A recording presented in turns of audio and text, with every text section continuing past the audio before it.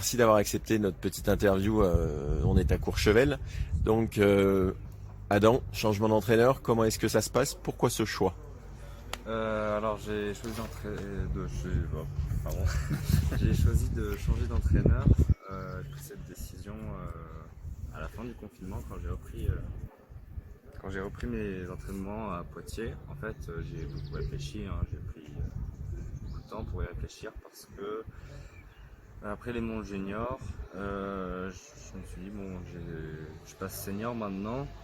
Si je veux progresser, de quoi est-ce que j'ai besoin maintenant pour m'améliorer?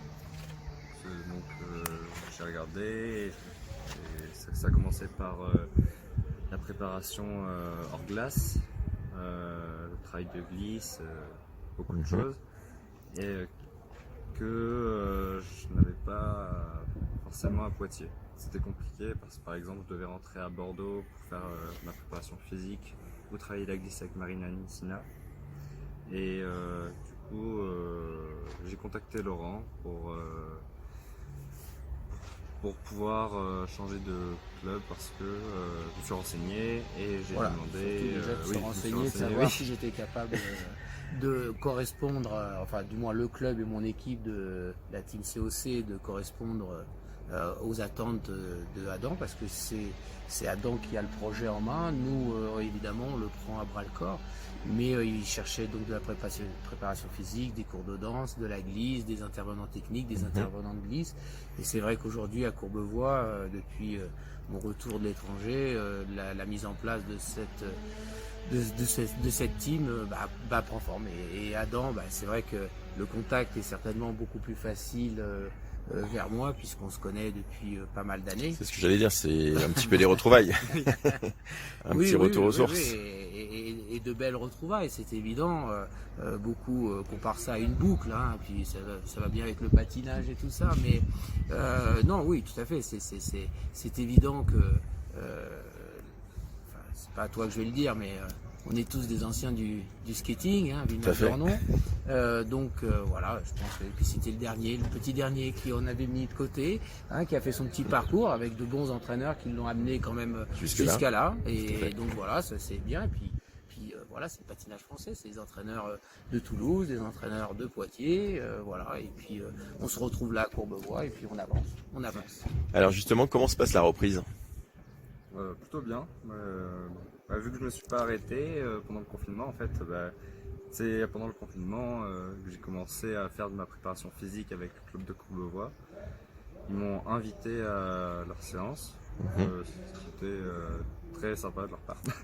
Et du coup, j'ai pu faire les cours avec les cours de préparation physique avec Cyril et de souplesse avec Vlada.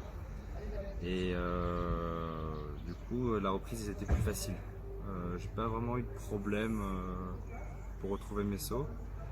Juste eu un petit peu mal aux pieds avec les patins, mais sinon ça allait. Alors j'ai eu la chance de voir tes programmes. Est-ce que tu peux nous en dire plus un petit peu sur les choix musicaux et sur la chorégraphie? Alors les programmes, tous les deux été montés par Benoît Richaud. Et les musiques, alors le cours c'est le thème c'est Dark Vador de Star Wars. Et le programme long c'est de Tom Walker, Live Light On, une version au piano. Et les deux musiques ont été arrangées par Maxime Rodriguez. Alors pourquoi ce choix? Est-ce que c'est un choix en collaboration avec ton entraîneur, avec le chorégraphe, ou est-ce que c'est toi qui avais déjà des idées en tête? Disons que Benoît Richaud, qui est quand même mondialement connu, qui dans sa qualité de travail, dans sa qualité de chorégraphe, met un peu les idées sur le short en tout cas, hein, l'idée du short ça a été, et puis je pense que côté transformation en Dark Vador, ça te va bien, enfin, c'est un bon passage, c'est tout ça. Et puis le programme long, ça s'est fait un petit peu sur la glace, on va dire, puisqu'on avait plusieurs choix de musique, et puis un jeudi soir, voilà, la lumière s'est allumée, et nous avons décidé que c'était ce choix-là. Oui, puis c'est surtout aussi la volonté d'Adam de se sentir à l'aise sur ce choix musical. Et l'énorme travail de Benoît sur le plan gestuel, chorégraphique, montage, et l'aide de Maxime Rodriguez vraiment dans les arrangements musicaux. Je crois que voilà, on débute bien. Et du coup, quels sont les objectifs pour cette saison? On va voir comment ça se passe déjà les Grands Prix seniors, si je suis sélectionné sur les Grands Prix seniors, et on verra comment ça se passe au fur et à mesure de la saison. Voilà. Moi, ce que j'attends vraiment de l'aspect technique, déjà, bon, même si on se connaît, il y a quand même une prise de contact technique aussi, hein, il faut savoir dessus. Moi, ce que je souhaite vraiment le maximum, c'est qu'on puisse très vite, évidemment, quatre quads différents dans le programme. Combinaison évidemment, enfin je veux dire tout ça, ça me semble aujourd'hui, si on veut aller vers le top 6 européen et le top 10 mondial, c'est indispensable.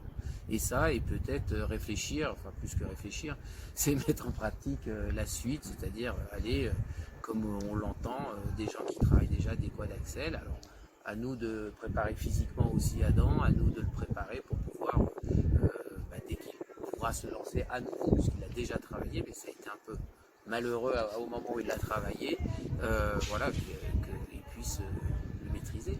Donc ça, ce serait, parce que je pense qu'une des armes des jeux, pas les prochains, mais ceux d'après, ce qui est quand même un fond d'objectif pour Adam. Sans quad axel, je vois pas, à moins que l'ISU change les règlements. change les règlements. Mais voilà, et peut-être les 5 tours, mais ça, bon, on verra. Mais il y aura toujours quelqu'un qui fera 5 tours. Voilà. Parfait, merci beaucoup en tout cas, bonne collaboration et puis bonne saison.